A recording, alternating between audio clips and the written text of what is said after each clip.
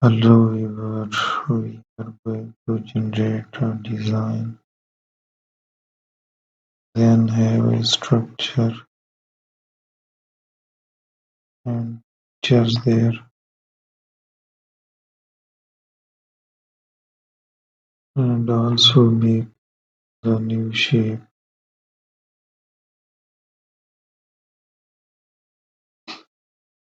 Here we make a design, keep on creating